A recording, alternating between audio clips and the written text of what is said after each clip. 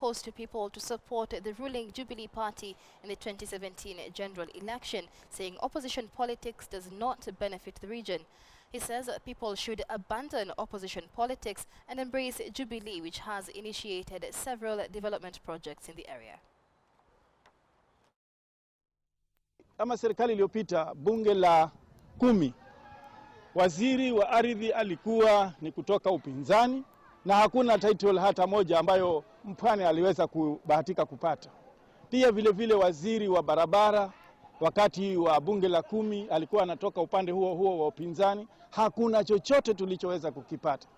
Isitoshe hasa huko kwa upande wa mashamba, hela za kununua shamba ya Waitiki zilikuweko mbeleni na zilikuwa chini ya aliyekuwa waziri mkuu ambaye alikuwa ni kiongozi wa upinzani, lakini hakuweza kuzitumia mpaka hapa hivi majuzi ambapo Rais Uhuru Kenyatta aliamua kuzitumia zile hela kununua ile shamba na hatimaye kutoa hati miliki za ile shamba.